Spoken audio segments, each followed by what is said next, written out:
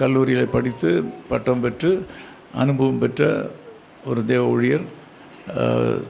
தனக்கென்று சபைகளும் இதர ஊழியங்களும் இருக்கின்றன. அவர் ஒரு முன்னேற்ற பாதையில் அநேகரை நடத்தி செல்கிற ஒரு தேவ மனுஷன். இனி நம்மத்தில் வந்திருப்பது மிகுந்த ஆசீர்வாதம். அவர் நம்முடைய குடும்பத்தில் ஒருத்தர். கர்த்தர்களை ஆசீர்வதிப்பாராக. வாங்க.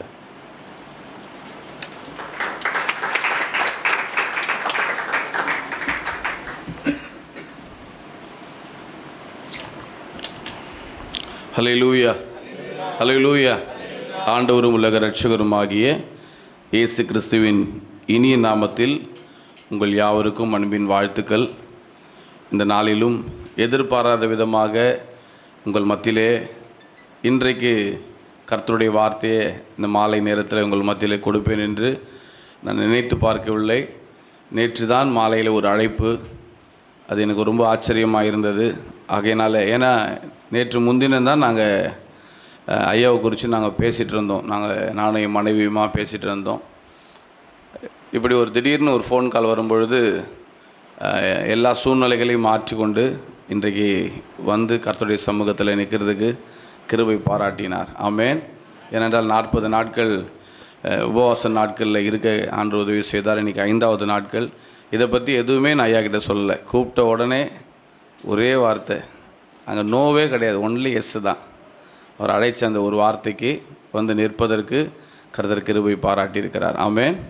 அல்லேலூயா, அல்லேலூயா. ஆண்டவருடைய நாமம் மையப்படுவதாக. இப்பொழுதும் நம்ம தெரிந்த ஒரு வேத பகுதியை நாம் தியானித்து நம்ம ஜெபிப்போம். கர்த்தருடைய ஆவியானவர் நம்மோடு கூட பேசுவாராக.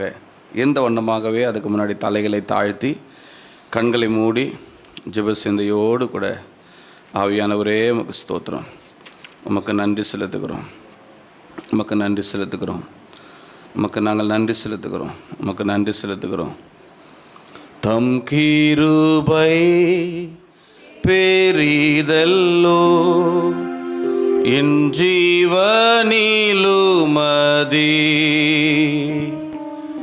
இம்மட்டும் காத்ததுவே இன்னும் தேவை கிருபை தாருமே, இன்னும் தேவை கிருபை தாருமே. மறுபடியும் சொல்லுவோமா? தம் கிருபை பெரிதல்லோ என் ஜீவனிலுமதி, இம்மட்டும் காத்ததுவே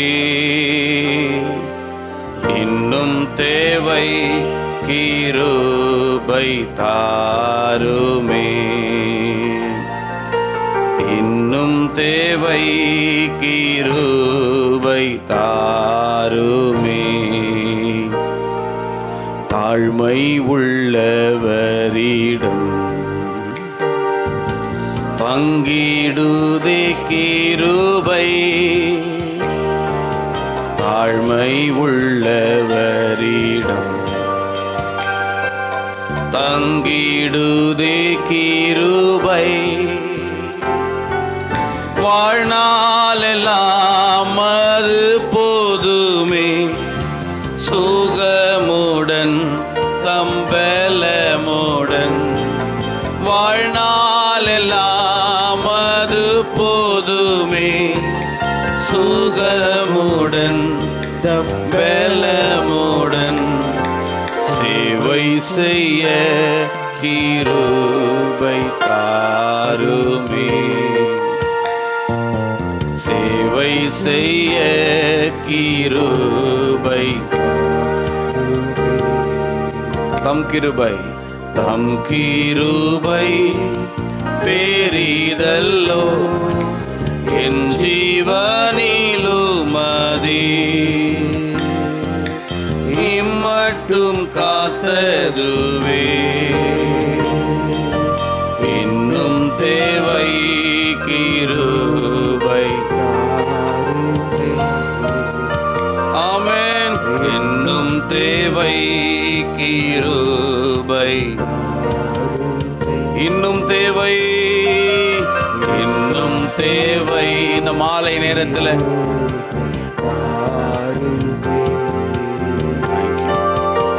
இன்னும் தேவை கிருபை தார். இந்த ஒரு வரியை மாத்திரம் நம்முடைய வலது கையை உயர்த்தி சொல்லி, இன்னும் எனக்கு தேவைப்பா உம்முடைய கிருபை, இன்னும் எனக்கு தேவை உம்முடைய கிருபை.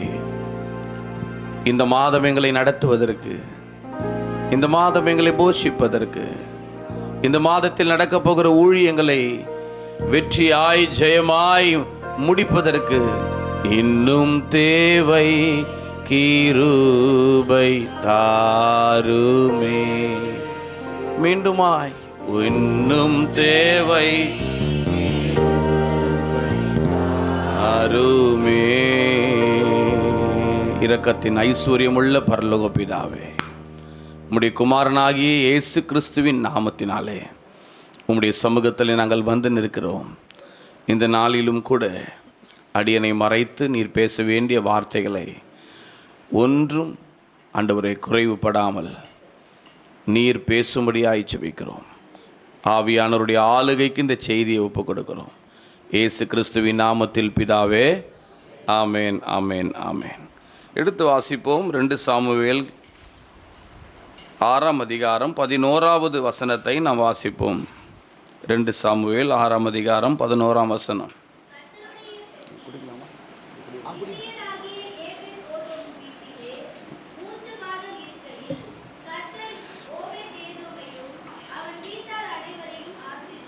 அல்லேலூயா. கைகளை உயர்த்தி சொல்லுவோமா? அல்லேலூயா. ஒரு தெரிந்த ஒரு வேத பகுதி. இந்த நாளிலே நாம் கவனிக்க வேண்டிய ஒரு அருமையான ஒரு வார்த்தை, ரொம்ப ஆழமான ஒரு சத்தியமாய் அல்ல, உங்களுக்கு தெரிந்த ஒரு வேத பகுதி தான் இது. இந்த மாதத்தில் கர்த்தர் நமக்கு பேச விரும்புகிற காரியத்தை நான் உங்களுக்கு சொல்லி நான் கடந்து செல்ல விரும்புகிறேன். கர்த்தருடைய ஆவியானவர் நம்மோடு கூட பேசுவாராக. ஆமென். கர்த்தருடைய பெட்டி கீத்தியனாகிய ஓபேத் ஏதோம் வீட்டிலே 3 மாதம் இருக்கையிலே கர்த்தர் ஓபேத் ஏதோமை அவன் வீட்டார் அனைவரையும் ஆசீர்வதித்தார். ஆமென், ஹல்லேலூயா. 3 மாதம் இந்த ஓபேத் ஏதோம் வீட்டிலே கர்த்தருடைய பெட்டி இருந்ததாகவும், அந்த 3 மாதம் கர்த்தருடைய பெட்டி இருந்தபடினாலே கர்த்தர் அவனுடைய வீட்டை கர்த்தர் ஆசீர்வதித்ததாகவும் இங்கே அழகாய் எழுதப்பட்டிருக்கிறது. ஆமென்.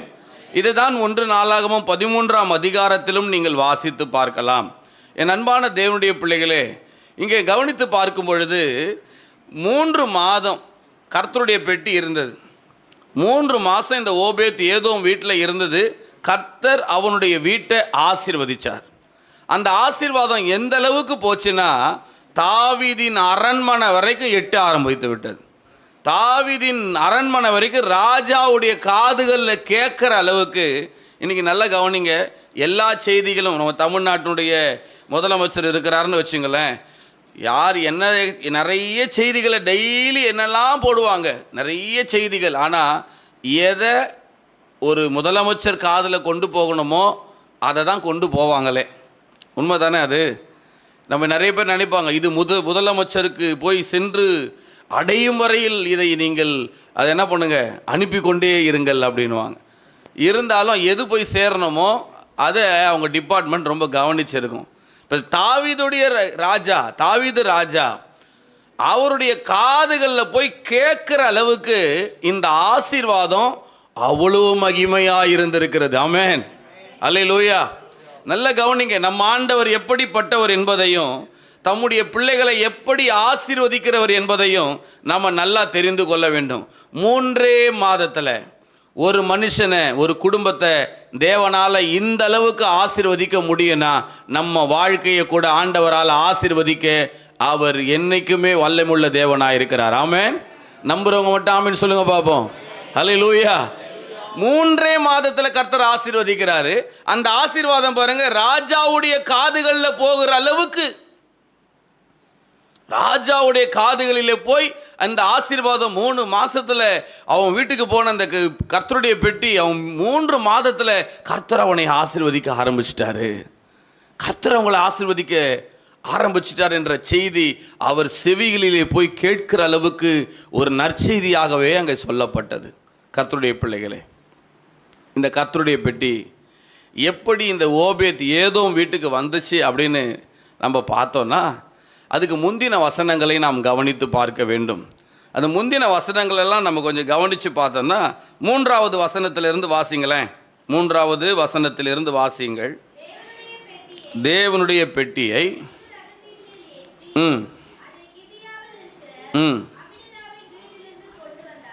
அபினதாபின் வீட்டிலிருந்து கொண்டு வந்தார்கள்.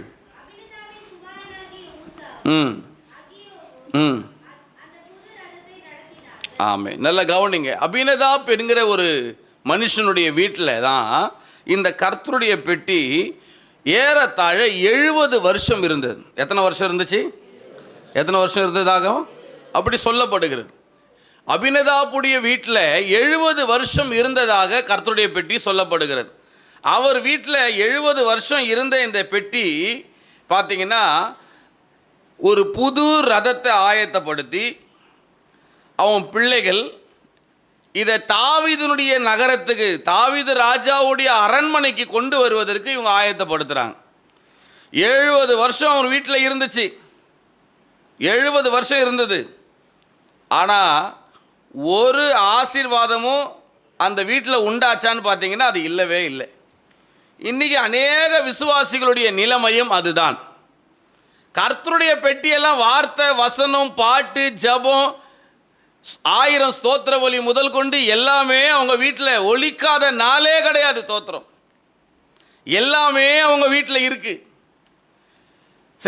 சிலர் சொல்லும் பொழுது பார்த்தீங்கன்னா, நான் 1000 ஸ்தோத்திர பலிகளை என்னைக்கு டிவியில் போட்டேனோ அன்னையிலிருந்து நான் தனிமையாக இருக்கிறதையே நான் மறந்து விட்டேன். ஆண்டவர் என் கூட வீட்டில் இருக்கிறார். இதை போட்டுக்கொண்டு தான் நான் துணி துவைப்பேன். இதை போட்டுக்கொண்டே கேட்டுக்கொண்டே தான் என்ன பண்ணுவேன், எல்லா சமையல் வேலைகள் எல்லாம் நான் முடிப்பேன். அது ஒரு சாட்சியாக சொல்கிறாங்க. எல்லார் வீட்டிலையும் பார்த்தீங்கன்னா கிறிஸ்தவங்க வீட்டில் வசனத்துக்கு பஞ்சமே இல்லை. வீடு முழுவதும் வசனங்கள் தான். நான் காலையில் எழுந்துச்ச உடனே டிவியில் பாட்டு போட்டேன்னா ஆண்டவர் பாட்டு அப்படியே ஒரு பாட்டு கேட்டுக்கிட்டே இருப்போம் பாஸ்டர். ரொம்ப சந்தோஷம். பாடல்கள் எல்லாம் இருக்குது. தோத்திரம் ஏங்க, அபினதாபுடைய வீட்டில் 70 வருஷம் கர்த்தருடைய பெட்டியே இருந்தது. ஹல்லேலூயா. கர்த்தருடைய பெட்டியே 70 வருஷம் இருந்துச்சு. ஆனால் ஒரு ஆசீர்வாதமும் இல்லை, ஒரு நன்மையும் இல்லை, ஒரு மாற்றமும் இல்லை, ஒரு காரியம் அவங்க வீட்டில் நடந்ததாக எந்த புஸ்தகத்திலும் எழுதப்படவில்லை. அபினதாபுடைய வீட்டில் இருந்த கர்த்தருடைய பெட்டி ஏன் இல்லை தெரியுங்களா? ஏன், எதனால இல்லை தெரியுமா? அந்த ஆசீர்வாதங்கள் எதனால கர்த்தருடைய குடும்பத்தை ஆசீர்வதிக்கல தெரியுங்களா? ஏன் அந்த ஆசீர்வாதத்துக்கு உரியவர்களா இந்த குடும்பம் மாறல தெரியுங்களா? அவங்க வீட்டில் இருக்கிற ஒரு பொருளை போல தான் கர்த்தருடைய பெட்டியும் அவங்க வீட்டில் ஒரு ஓரமாக இருந்தது.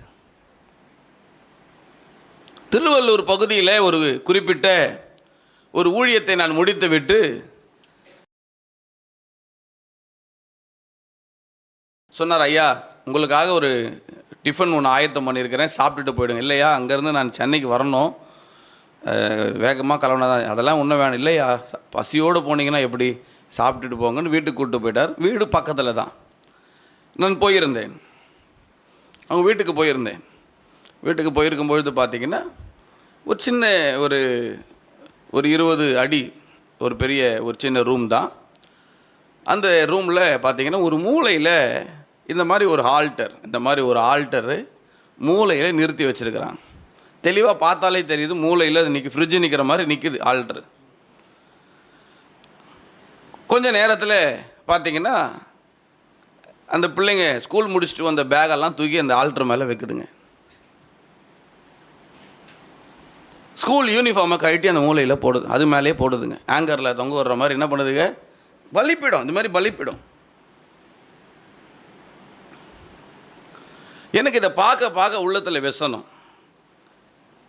எனக்கு ஆவியானவர் கற்றுக் கொடுத்ததெல்லாம், எனக்கு கற்றுக் கொடுத்த ஊழியர்கள் சொல்லி கொடுத்ததெல்லாம் பார்த்தீங்கன்னா, இந்த மாதிரி ஒரு காரியம் நம்மளுடைய உள்ளத்தில் ஒரு பாரத்தை கொடுக்கும்போது இதை கேட்காம ஒரு நாள் இருக்கவே மாட்டேன். அவர் ஊழியக்காரை கூப்பிட்டு, என்ன பாஸ்டர் இது அப்படின்னு.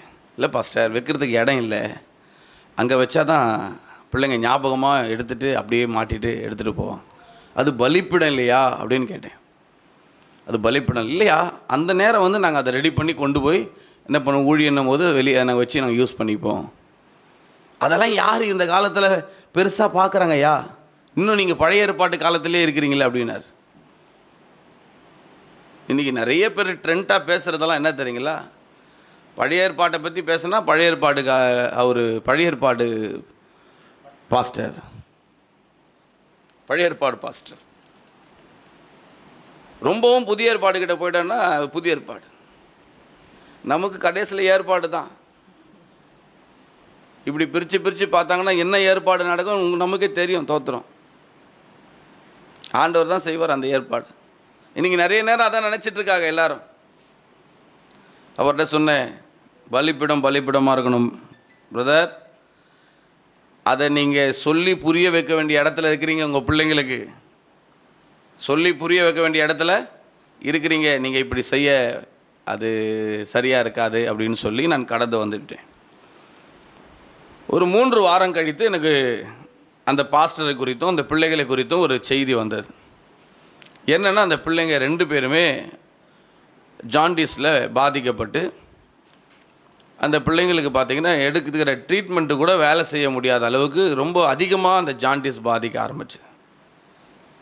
ஐயா உங்களுக்கு தெரியுமா, நீங்கள் போயிருந்தீங்களே திருவள்ளூரில், இந்த மாதிரி ஒரு பாஸ்டருடைய பிள்ளைங்க 2 பேரும் ஜாண்டிஸில் பாதிக்கப்பட்டிருக்காரு. கேள்விப்பட்டோடனே எனக்கு ரொம்ப பாரமாகி போச்சு. அதுவும் கேள்விப்பட்டேன். ஆண்டவரே, நீங்கள் தான் அந்த ஊழியக்காரருக்கு உணர்த்த வேண்டியதை உணர்த்தி நீங்கள் இரக்கம் பாராட்டி அந்த பிள்ளைங்களுக்கு சுகம் தாங்க ஆண்டவரேன்னு ஜெபம் பண்ணேன்.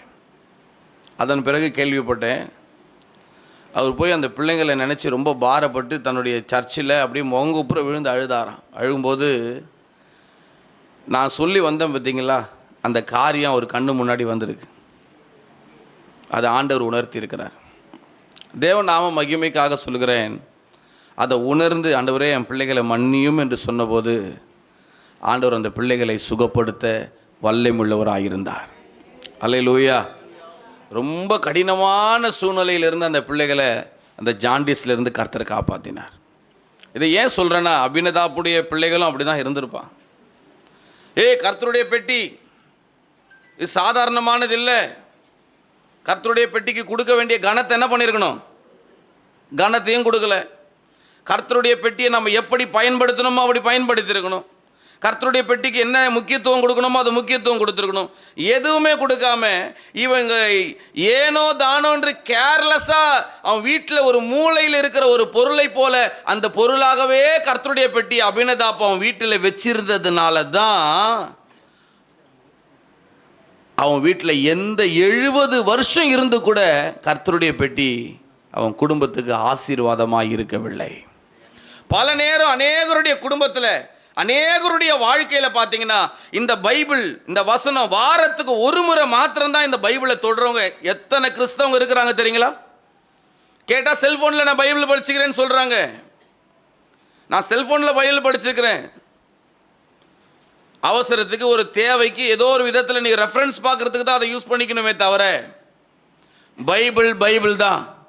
இதை திறந்து இதை முத்தமிட்டு ஆண்டவரே என் கூட பேசும் என்று சொல்லி இதை திறந்து இதுக்குரிய கனத்தையும் மகிமையும் அதுக்குரிய முக்கியத்துவத்தையும் நம்ம சரியாக கொடுத்து நம்ம உட்கார்ந்து வேதத்தை தியானிக்கும் போது தான் கர்த்தர் நம்மோடு கூட பேச ஆரம்பிப்பார்.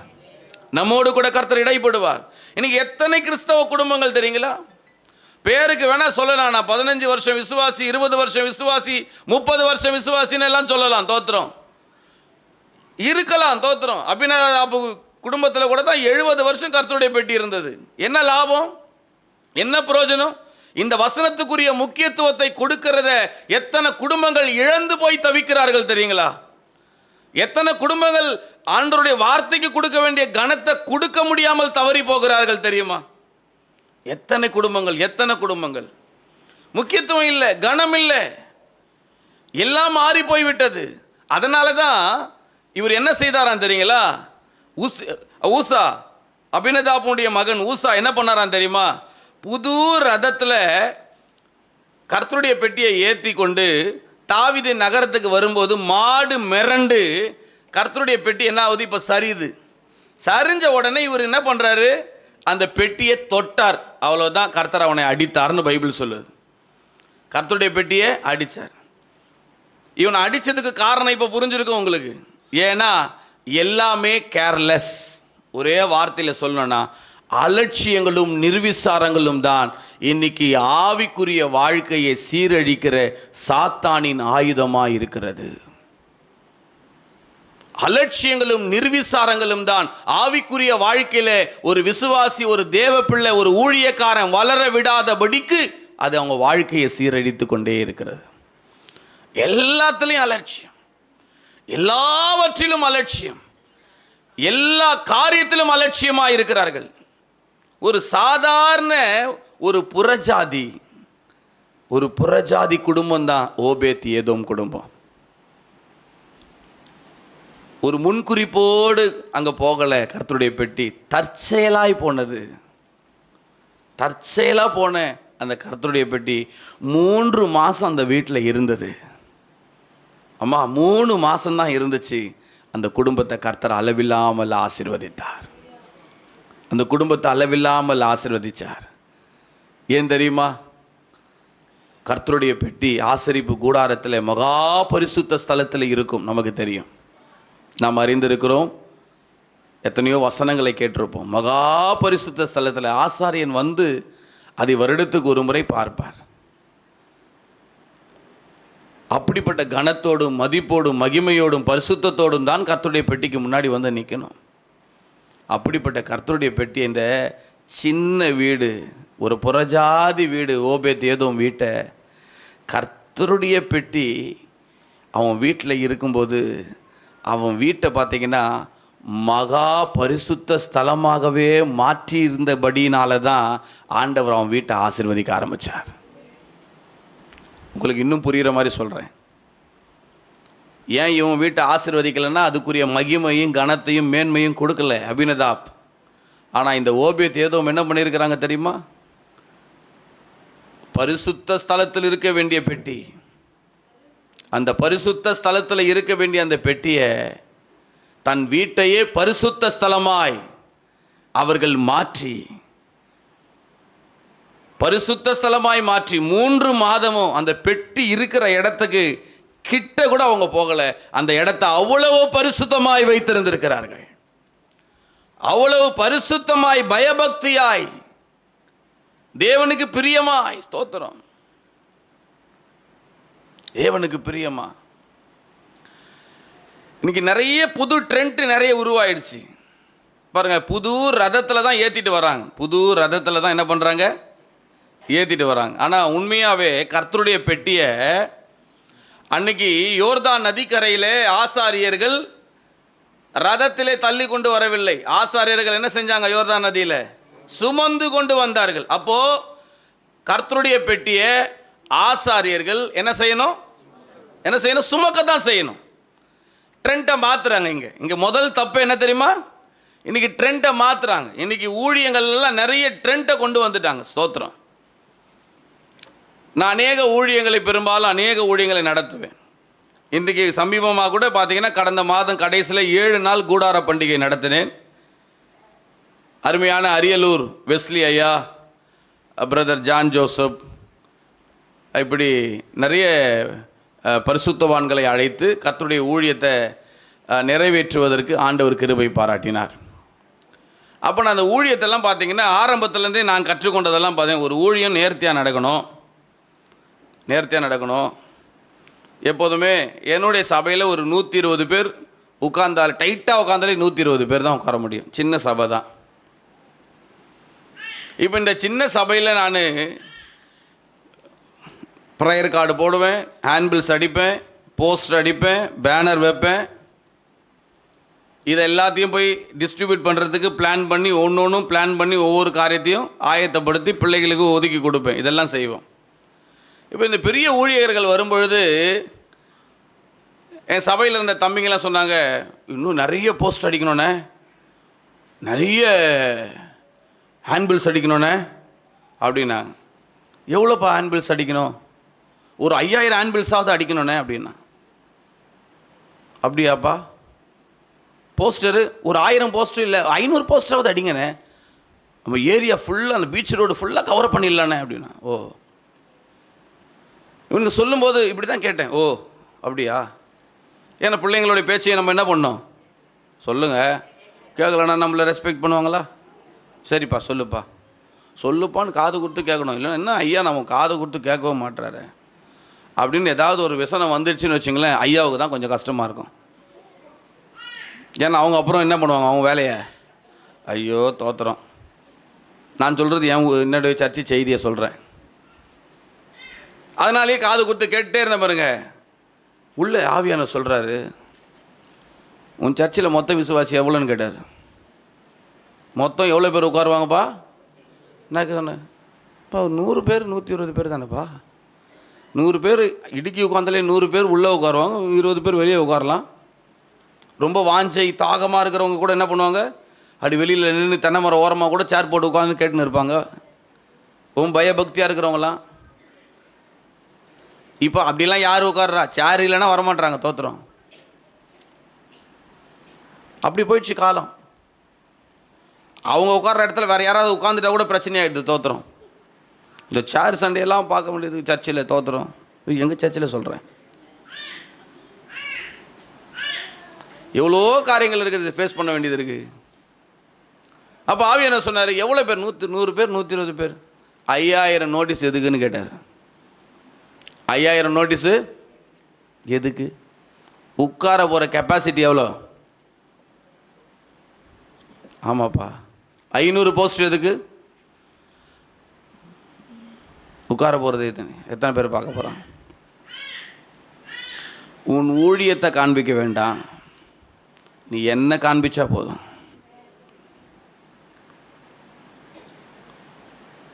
வேற நாங்கள் எப்படிப்பா செய்கிறது? இதனால் எத்தனை ஆத்மா உன் ஊழியத்துக்கு வரணும்னு எதிர்பார்க்குற? 1+1 போடு, ஈச் ஒன் கேட்ச் ஒன், 1+1 போடு அப்படின்னாரு. 1+1னா ஒரு விசுவாசி இன்னொருத்தர் என்ன பண்ணணும், கூப்பிட்டு வரணும். அவங்க 7 நாளும் வந்தாங்கன்னா அவங்களுக்கு ஒரு கிஃப்ட்டை கொடுன்னாரு.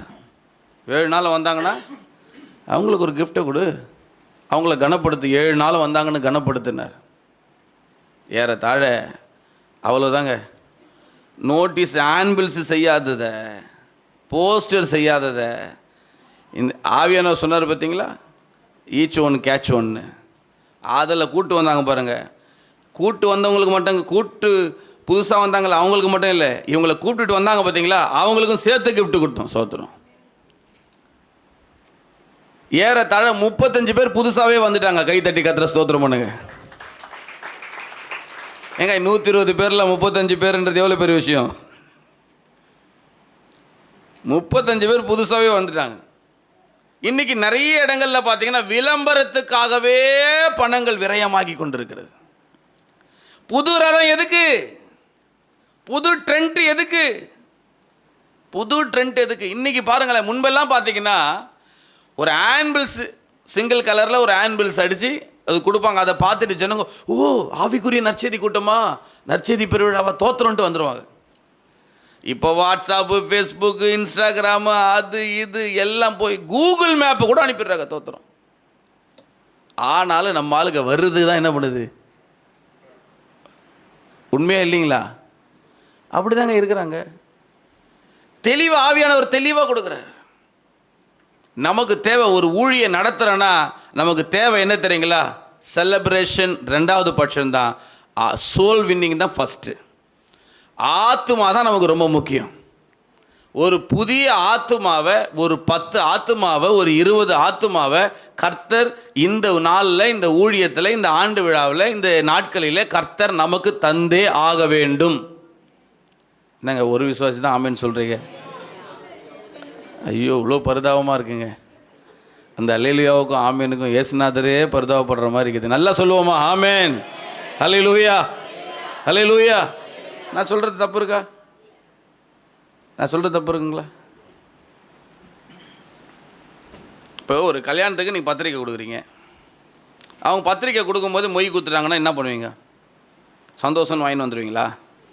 ஏம்மா நீ வரணுன்னு தான் நாங்கள் பத்திரிக்கை கொடுக்குறோம், நீங்கள் வரணுன்றது தான் ரொம்ப முக்கியம். ட்ரெண்டே சில பேர் மாற்றிடுறாங்க தோத்திரம். இப்போ வாட்ஸ்அப்லலாம் அனுப்புது. இன்னைக்கு அதுலேயும் இவங்க வாட்ஸ்அப்பில் அனுப்பினே 500 ரூபா ஃபோட்டோ எடுத்து அனுப்பிடுறாங்க இவங்க. என்னெல்லாம் கோலமாக நடக்குதுன்னா புது புது ட்ரெண்ட்டு போயிடுறாங்க. அதை இன்னைக்கு சபைக்குள்ளே கொண்டு வந்தா ஊழியத்துக்கு அது அழகே கிடையாது.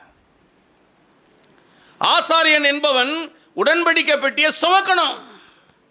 அவன் சுமந்து கொண்டு போய் யோர்தானிலே பாதம் வைத்த பொழுதுதான் அங்க ஒரு இயற்கைக்கு அப்பாற்பட்ட ஒரு அற்புதத்தை, அதிசயத்தை தேவன் அங்கே விளங்க செய்தார். ஆமென்.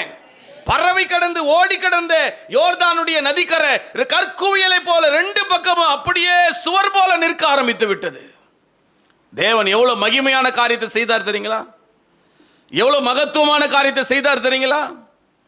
சுமந்து கொண்டு போது எரிகோ மதிலே சுற்றி வாருங்கள், 7 நாட்கள் சுற்றி வாருங்கள். அப்ப ஆசாரியர்கள் 7ஆம் நாளிலே கர்த்தருடைய பெட்டியை சுமந்து கொண்டு வந்தார்கள். எங்கேயாவது ரதத்தில் தூக்கிட்டு வந்தாங்களப்பா, ரொம்ப டயர்டாகுதுப்பா, இப்போ நாங்கள் மாற்றிடுறோம் ட்ரெண்ட்டு. 7 நாளும், அதுவும் இப்போ 7ஆவது நாள் எத்தனை முறை? 7ஆவது நாள் 7 முறை. ரொம்ப டயர்டாகுதுப்பா, மதியில் சுற்றிட்டு வரணுமே. சுமந்தாங்க, ஆர்ப்பரிச்சாங்க. சுமக்க வேண்டிய முறையை, வழக்கத்தை இந்த அபினதாபின் குடும்பம் மாற்றிவிட்டது. பெலிஸ்தர்களுடைய முறையை கொண்டு வந்துட்டாங்க. ரதத்தில் ஏற்றுறதெல்லாம் இந்த பெலிஸ்தனுடைய முறை. எதுவாக இருந்தாலும் இவங்க இந்த ஏற்றியே ஓட்டியே பழகணவங்க அவங்களாம். இன்றைக்கி நிறைய நேரங்களில் பார்த்தீங்கன்னா நமக்குன்னு ஒரு ஒழுங்கு, நமக்குன்னு ஒரு முறை, நம்முடைய ஊழியத்துக்குன்னு ஒரு முறை, நம்முடைய ஊழியத்தின் காரியங்களுக்குன்னு ஒரு முறை, நமக்குன்னு ஒரு ஒழுக்கத்தை கர்த்தர் நமக்கு வச்சிருக்கிறார். ஸ்தோத்திரம். யாருக்காகவும் எவருக்காகவும் எந்த சூழ்நிலைகளுக்காகவும் நாம் புது ரதத்தெல்லாம் ஆயத்தப்படுத்த வேண்டிய அவசியமே ஒரு ஆமென் சொல்லலாமா? ஹல்லேலூயா. புது ரதமே வேணாம். நமக்கு ஆவியானவர் என்ன சொல்கிறாரோ அதை செஞ்சுட்டு போனால் போதும். தோத்திரம். நமக்கு ஆவியானவர் என்ன சொல்கிறாரோ, இங்கே இவங்க இப்படி செஞ்சாங்க அது நல்லா இருக்கும், அது அவங்களுக்கு நல்லா இருக்கும், நமக்கு நல்லா இருக்காது. இதை இவங்க இப்படி பண்ணாங்க அது நல்லா இருக்கும், அவங்களுக்கு நல்லா இருக்கும், நமக்கு நல்லா இருக்காது. தோத்திரம். புது ட்ரெண்ட்டு, லைட் மியூசிக்கு டிக்கெட் வாங்கிட்டு உள்ளே போகிற மாதிரி இப்போ என்ன பண்ணிட்டாங்க, ஒர்ஷிப்புக்கெல்லாம் டிக்கெட் வாங்க வேண்டியதாக ஆகிப்போச்சு. இப்போது டிக்கெட் வாங்கினா தான் உள்ளே போக முடியும் தெரியுங்களா? குதிக்க முடியும், ஆட முடியும், பாட முடியும், தேவனையே ஆராதிக்க முடியும். தோத்திரம். இது புது ட்ரெண்டாக போயிட்டாங்க. தோத்திரம். அவங்க பாடு, ஆண்டவர் பாடு, நமக்கு ஏன்? இன்னைக்கு கிறிஸ்தவம் எங்கே போச்சு? கிறிஸ்தவனுடைய முறை எங்கே போச்சு? கிறிஸ்தவங்களுடைய ஒழுக்கம் எங்கே போச்சு? அவங்க செய்த ஊழியங்கள் எங்கே போச்சு? கர்த்தருடைய பிள்ளைகளே, 70 வருஷம் இருந்த அபினதாபுடைய குடும்பத்தில் ஒரு சிறு மாற்றம் கூட நடக்காமல் இருந்ததுக்கு காரணம் அலட்சியம், நிர்விசாரம். ஒரு வளர்ச்சியையும் கொடுக்கவே இல்லை. இன்னைக்கு எந்த மனுஷனுக்குள்ள, எந்த குடும்பத்துக்குள்ள, எந்த சபைகளுக்குள்ள, எந்த விசுவாசிக்குள்ள அலட்சியமும் நிர்விசாரமும் இருக்குதோ அது அரிப்பிளவையை போல அவங்க வாழ்க்கையை, ஆவிக்குரிய வாழ்க்கையை அரித்து போட்டு விடுமே.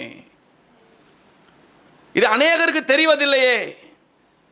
அநேகர் அதை உணராமல் இருக்கிறார்களே. தேவன் உங்களை ஆசீர்வதிக்கிறதுக்கு ஒரு நாள் போதுங்க. ஒரே நாள்ல கர்த்தர் தம்முடைய பிள்ளைகளை ஆசீர்வதிக்க வல்லவராக இருக்கிறார். ஆமென். அல்லேலூயா. ஒரு நாள் போதும், ஒரு ராத்திரி போதும். 20 வருஷ பகை யாக்கோபு ஏசாவுக்கு உண்டான பகை, 20 வருஷ பகை. ஒரே ராத்திரி போராடி ஜெபம் பண்றான். நமக்கு தெரியும் அந்த ஒரே ராத்திரியில் ஜெபிச்சதை கர்த்தர் பொழுது விடிது 20 வருஷ சகோதர பகையை ஒரு ராத்திரியில் எங்கள் அப்பாவால் மாற்ற முடியும்னா? ஆமென். அல்லேலூயா.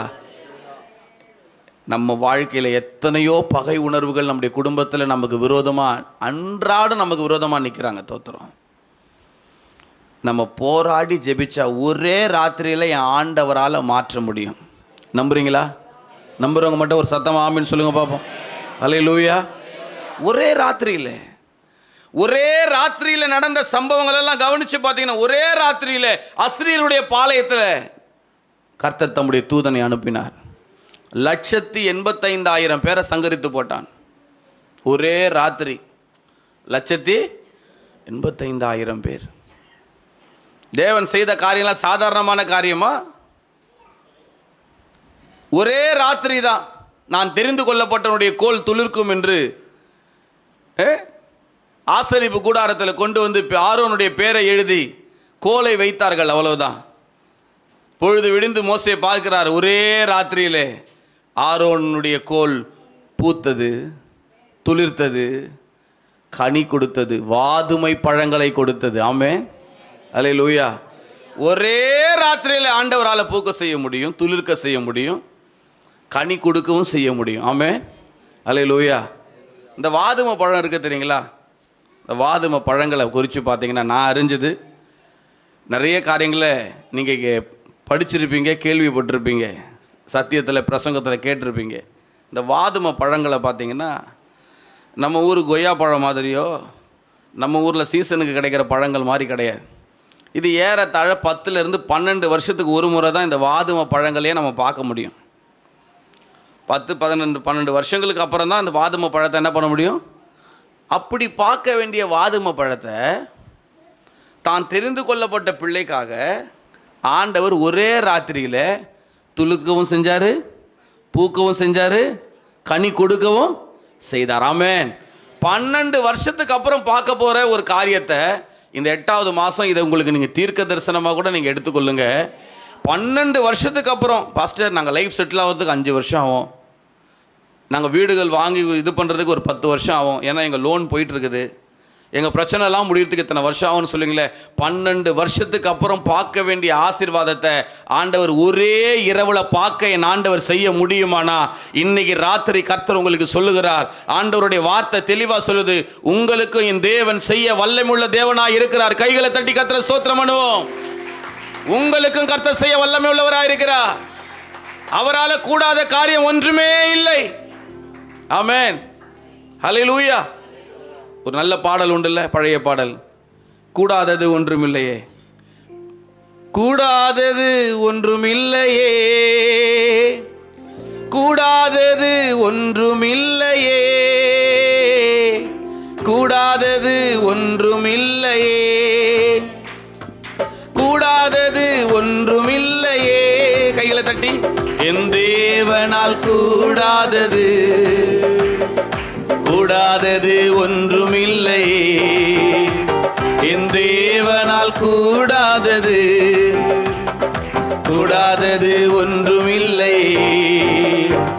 மனுஷரால் கூடாதது தேவனால் கூடுமே, மனுஷரால் கூடாதது தேவனால் கூடுமே, மனுஷரால் கூடாதது தேவனால் கூடுமே, மனுஷரால் கூடாதது தேவனால் கூடுமே. ஒரே ஒரு வார்த்தை சொன்னாரே, வேலைக்காரன் சொஸ்தமானானே.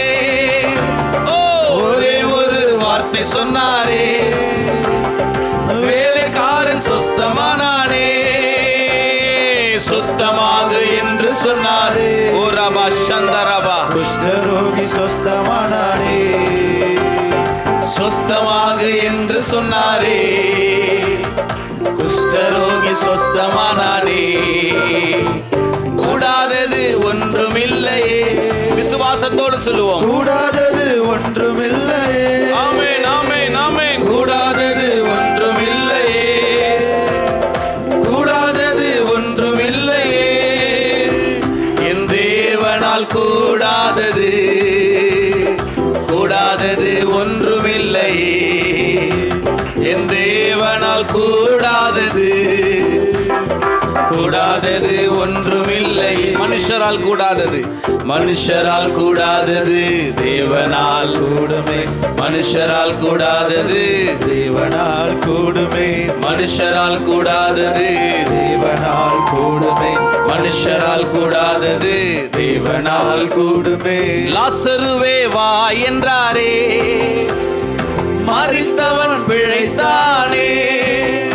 ஓ லாசருவே வா என்றாரே, மரித்தவன் பிழைத்தானே. எழுந்திடு என்று சொன்னாரே, எவரு மகள் பிழைத்தாலே. எழுந்திரு என்று சொன்னாரே, Yes, Lord. எவ்விரு மகள் பிழைத்தாளே. மனுஷரால் கூடாதது தேவனால் கூடுமே. மனுஷரால் கூடாதது தேவனால் கூடுமே. ஆமென். மனுஷரால் கூடாதது தேவனால் கூடுமே. மனுஷரால் கூடாதது தேவனால் கூடுமே. கூடாதது ஒன்றும் இல்லையே, கூடாதது ஒன்றும் இல்லையே, கூடாதது ஒன்றும் இல்லையே, கூடாதது ஒன்றும் இல்லையே. என் தேவனால், என் தேவனால் கூடாதது, கூடாதது ஒன்றும் இல்லை. அல்லேலூயா. தேவனால் கூடாதது, கூடாதது ஒன்றும் இல்லையே. அல்லேலூயா, அல்லேலூயா, அல்லேலூயா. இந்த ஓபேத் மிஸ் பண்ணாம கேட்ச் பண்ணிட்டாங்க. ஆமென். இப்போ கர்த்தருடைய பெட்டி என் வீட்டுக்கு வந்திருக்கு. கர்த்தருடைய பெட்டி என் வீட்டுக்கு வந்திருக்கு. நான் மிஸ் பண்ண மாட்டேன். 70 வருஷம் அபிநதாப் வீட்டில் இருந்துச்சு. அவன் மிஸ் பண்ணிட்டான். ஆனால் நான் மிஸ் பண்ண மாட்டேன். நாங்கள் புற ஜாதி தான். எங்களுக்கு இந்த பெட்டிக்கு சம்பந்தம் கிடையாது. எங்களுக்கு எங்கள் தேவனுக்கு சம்பந்தம் கிடையாது. ஆனால் இந்த பெட்டியை குறித்து நான் அறிஞ்சிருக்கிறேன். இது கர்த்தருடைய பெட்டி. இதை சுமந்து கொண்டு எரிகோவை சுற்றி வந்தார்கள். எரிகோ தரைமட்டமாய் நொறுங்கி போன சரித்திரம் எங்களுக்கு தெரியும். யோர்தானுடைய நதியிலே காலை வைத்தார்கள். பரவி ஓடிக்கொண்டிருந்த தண்ணீர் அப்படியே கற்குயலை போல நின்றது. சரித்திரம் எங்களுக்கு தெரியும். நிறைய தெரிஞ்ச அபிநதாப் கூட தூங்கிட்டாருங்க. நிர்விசாரம் ஆயிட்டாரு. அலட்சியம் வந்துடுச்சு. ஆனா சில வார்த்தை தெரிஞ்ச ஓபேத்தும் ஏதோமோ அதை மிஸ் பண்ண விரும்பல. கேட்ச் பண்ணிட்டாங்க. தன் வீட்டையே பரிசுத்த ஸ்தலமாய் மாற்ற ஆயத்தப்படுத்தி விட்டார்கள். இல்லைன்னா ஒரு மனுஷனை ஆண்டவர் சும்மா ஆசீர்வதிக்க மாட்டாருங்க. இன்னைக்கு நிறைய பேர் நினைக்கிறாங்களே, இஸ்ரேலுக்கு போயிட்டு வந்துட்டு ஒரு பாக்ஸ் கொடுத்தாங்க. சின்ன டப்பாவில் மண் இருக்குது. இது என்ன மண்ணு தெரியுமா? சொல்லுங்க. ஏசு கால் வைத்த, ஏசு கால் வைத்த. அதுக்கப்புறம் யாரெல்லாம் கால் வச்சா அது தெரியாது. மண், ஆயில், ஹோலி வாட்டர், கிளாத்து, குத்து விளக்கு எல்லாம் பாக்ஸ் எல்லாம் வச்சுட்டு இதை கொண்டு போய் உங்க வீட்டில் வச்சுட்டாலே என்ன வந்துடும்? வீட்டில் நீ எல்லா பாவத்தையும் பண்ணு, இதையும் ஒரு ஓரமாக வச்சுக்கோ, எல்லாம் வந்துடும் ஆசீர்வாதம். இப்போ உலகத்தானுக்கு நமக்கு என்ன வித்தியாசம்? என்ன பார் யோகம் வரும்னு சொல்கிறான். ஒரு அட்டையை கொடுத்துட்டு அந்த அட்டையில் ஒரு நல்ல படம் இருக்குமே, சொல்லுங்க. நமக்கு தெரியாத மாதிரி உட்காந்தா எப்படி? கழுத படம், என்னை பார், என்ன வரும்? அவங்களுக்கும் நமக்கு என்ன வித்தியாசம் சொல்லுங்க? ஒரு வித்தியாசமும் கிடையாது. தோத்திரம். இன்னைக்கு அநேக கிறிஸ்தவங்க மேற்பூச்சாய் தான் இன்னைக்கு வாழ்ந்து கொண்டிருக்கிறாங்களே தவிர உள்ளான அன்போடு உள்ளான இருதயத்தோடு கர்த்தரை சேவிப்பதற்கு இடம் கொடுக்கிறதே இல்லை. பெர்க்மன் செய்ய பாடினது போல, இன்னும் உம்மை அறியனுமே, இன்னும் உம்மை அறியனுமே, இன்னும் கிட்டி சேரனுமே, இன்னும் கிட்டி சேரனுமே. இதுதான் நமக்குள்ள இருக்கிற தாகமே. இந்த வரிகள் தான் நம்முடைய இருதயத்தில் இருக்க வேண்டியது. இன்னும் உங்களை அறியணும், இன்னும் கேட்கணும், இன்னும் அறிஞ்சு கொள்ளணும். ஒரு பிரசங்கத்தை பல முறை பண்ணாலும் புதிய காரியத்தை ஆண்டவர் பேசுறதை எங்களால் உணர முடியுது. அப்படி ஆவியானவர் நடத்துறாரு, அப்படி பேசுறாரு. நான் எல்லாத்தையும் அறிஞ்சிட்டேன், இத்தனை வருஷம் ஊழியம் பண்றேன், திருப்தி அடையவே முடியாதுங்க. கர்த்தருடைய ஊழியத்தில், கர்த்தருடைய காரியத்தில் இன்னைக்கு ஓபேத் ஏதோம் பெற்றுக்கொண்ட அந்த ஆசீர்வாதத்தை நாமும் பெற்றுக்கொள்ள அவர் மிஸ் பண்ணாம பெற்றுக்கொண்டார். இது தாவீதின் ராஜாவுடைய காதுல கேட்கிற அளவுக்கு கர்த்தர் செஞ்சார் தெரியுங்களா? இன்னைக்கு ஒரு நாள் வரும், இதையும் கர்த்தர் உங்களுக்கு தீர்க்க தரிசனமா சொல்றாரு. அடுத்து வருகிற 3 மாசத்துல நீங்க நடந்து கொள்ற ஒவ்வொரு காரியத்தை பார்த்து, உங்களை ஆசீர்வதிக்கிறத பார்த்து, யார் யார் காதெல்லாம் கேட்கணுமோ கர்த்தர் உங்களை ஆசீர்வதிச்சிருக்கிறாரு. கர்த்தர் உங்களுக்கு இந்த நன்மையை கொடுத்திருக்கிறாரு. கர்த்தர் உங்க வாழ்க்கையில் இப்படிப்பட்ட காரியத்தை செய்திருக்கிறாருன்னு யார் யார் காதெல்லாம் கேட்கணுமோ அவங்க காதெல்லாம் கேட்கிற அளவுக்கு ஓபேத் ஏதோம் வீட்டை ஆசீர்வதித்த அதே தேவன் உங்களையும் ஆசீர்வதிக்க அவர் வல்லமையுள்ள தேவனாய் இருக்கிறார். கைகளை தட்டி அவர் உங்களை நடத்த வல்லமையுள்ளவராய் இருக்கிறார். விசுவாசத்தோடு உங்களை பிளஸ் பண்ணிருக்கிறார். நீ வீடு வாங்கியிருக்கிற, நீ புதிய பொருளை வாங்கியிருக்கிறீங்க, ஒரு புதிய வாகனத்தை நீங்க வாங்கி பிரதிஷ்டை பண்றீங்க. இப்படி நீங்க சொல்றத அவங்க கேட்கிற காதெல்லாம் கேட்க போது ஆண்டவர் அதை செய்ய போகிறார். Thank you Jesus. ஒரு நிமிஷம் எழுந்து நிப்போமா? Thank you Jesus. Hallelujah. பிரசன்னம் பிரசன்னம் தேவ பிரசன்னம் பிரசன்னம் பிரசன்னம் தேவ பிரசன்னம்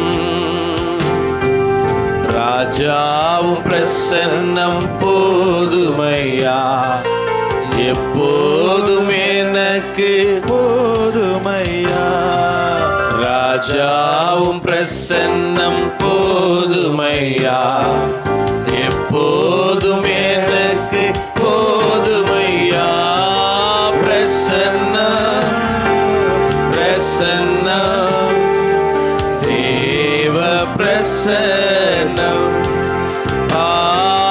பிரசன்னம் பிரசன்னம் தேவ பிரசன்னம்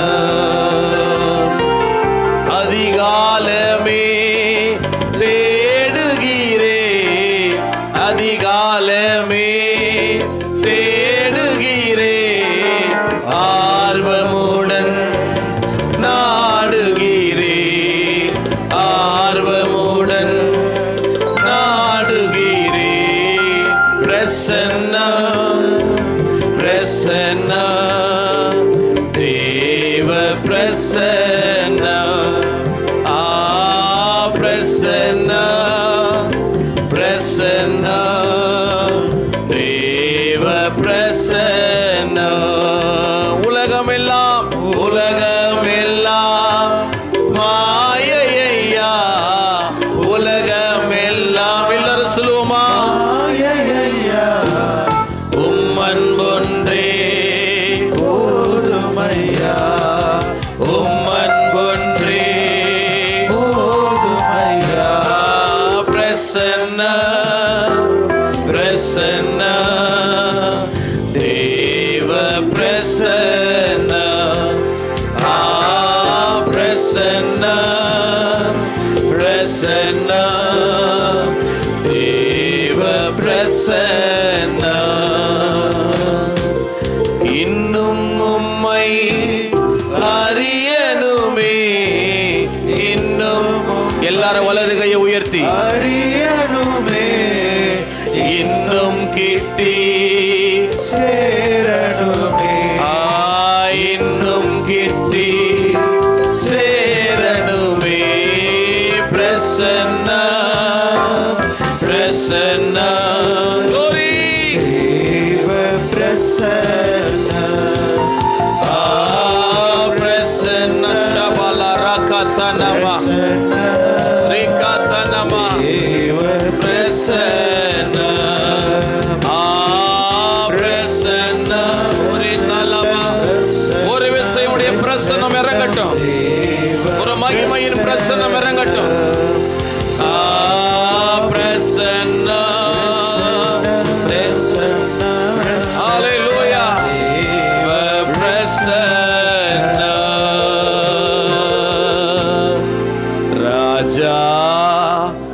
பிரசன்னம் போதுமையா, எப்போதும் எனக்கு போதுமையா. ராஜா உம் பிரசன்னம் போதுமையா, எப்போதும் எனக்கு போதுமையா. நல்ல கையை தட்டி ஒரு நிமிஷம் கர்த்தரை ஸ்தோத்திரம் பண்ணுவோம். ஓபேதேதோம் வீட்டை 3 மாதத்தில் ஆசீர்வதித்து 2026 கர்த்தர் உங்களுக்கு வாக்கு பண்ணின அத்தனை வாக்கு தத்தங்களை அடுத்த 3 மாதங்களிலே உனக்கு நிறைவேற்றி உன் குடும்பத்தை தேவன் ஆசீர்வதிக்கிறது நிச்சயம் மகளே. உன் தேவன் உன்னை ஆசீர்வதிப்பது நிச்சயம் மகளே. உன்னை புறஜாதியாய் இருந்த உன்னை அழைத்து ரட்சித்தவருடைய பிள்ளையாய் மாற்றினதற்கு ஒரு நோக்கம் உண்டு மகளே. நீமா ராத்தனே மேகே ரேஷியாதனமா லபதனகதனம லகதனமா ரியாகதனமலதியா கரபா ரபுதனமியா கரபோஷியா கரபா. நீ சிறுமைப்பட்ட நாட்களுக்கும் நீ துன்பத்தை கண்ட வருஷங்களுக்கும் அவர் உங்களை சரியாய் மகிழ்ச்சியாக்குவார். ஹல்லேலூயா, ஹல்லேலூயா, ஹல்லேலூயா, ஹல்லேலூயா, ஹல்லேலூயா, ஹல்லேலூயா, ஹல்லேலூயா. ஆண்டவருடைய பிரசன்னம் அளவில்லாமல் இங்க இருக்கிறத தேங்க்யூ ஜீசஸ். ஆவியில் நான் உணர்றேன், ஆவியானுடைய பிரசன்னம் நம்ம மத்தியில் இருக்குது. ஒரு கேள்வியோடு நீங்கள் போக வேண்டும்.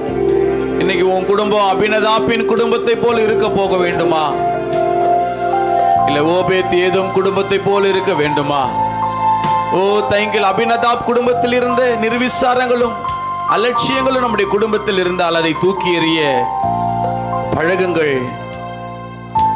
அபினதாப் குடும்பத்தில் இருக்கிற அந்த நிர்விசாரங்களும் அலட்சியங்களும் நம்முடைய குடும்பத்திலே தொடராதபடி உங்களை காத்துக் கொள்ளுங்கள்.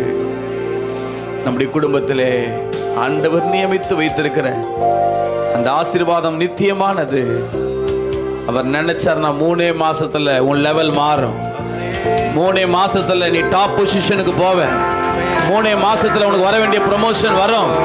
3 மாசத்துல கர்த்தர் பெரிய அறுவடையை காண செய்வா. 3 மாதத்துல இயற்கைக்கு அப்பாற்பட்ட அதிசயம் உன் வீட்டுல நடக்கும்.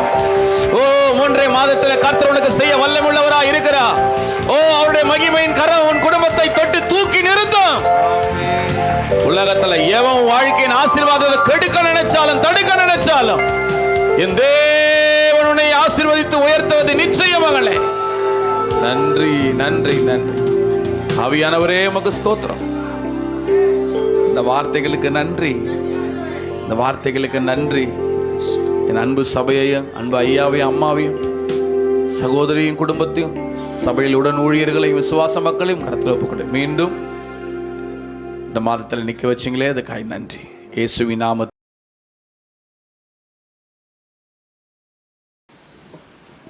என் ஆத்துமாவே கர்த்தரை ஸ்தோத்திரி, என் முழு உள்ளமே அவருடைய பரிசுத்த நாமத்தை ஸ்தோத்திரி. என் ஆத்துமாவே கர்த்தரை ஸ்தோத்திரி, அவர் செய்த சகல உபகாரங்களை மறவாதே. அவரும் அக்கிரமங்களை எல்லாம் மன்னித்து உன் நோய்களை எல்லாம் குணமாக்கி உன் பிராணனை அழிவுக்கு விலக்கி மீட்டு உன்னை கிருபையினாலும் இரக்கங்களினாலும் முடிசூட்டி நன்மையினால் உன் வாயை திருப்தியாக்குகிறார். கழுகுக்கு சமானமாய் உன் வயது திரும்ப பால வயது போலாகிறது. ஆமேன். நம்முடைய கர்த்தராகிய இயேசு கிறிஸ்துவினுடைய கிருபையும் பிதாவாகிய தேவனுடைய அன்பும் பரிசுத்த ஆவியானுடைய மனோகர ஐக்கியமும் உங்கள் அனைவரோடும் உங்கள் குடும்பங்களோடும் இன்றும் என்றும் சதா காலங்களிலும் இருப்பதாக. ஆமேன். ஓ தேவனுக்கு மகிமை, தூக்கி எடுத்தார் என்னை, தூக்கி எடுத்தார் இயேசு.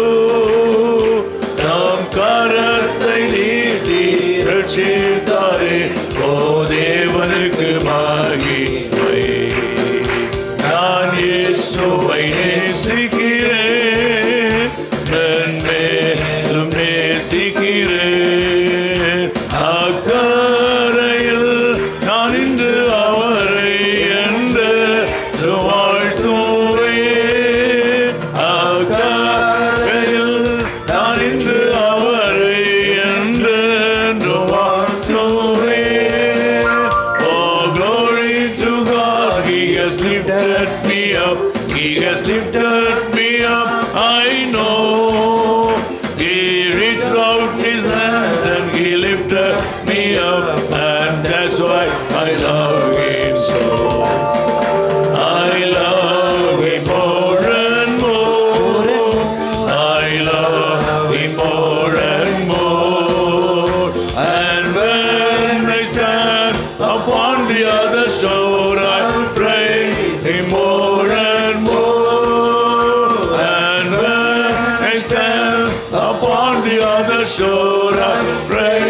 Him more and more. Hallelujah, hallelujah, hallelujah. ஆண்டவர் உங்களை ஆசீர்வதிப்பாராக. ஆமென்.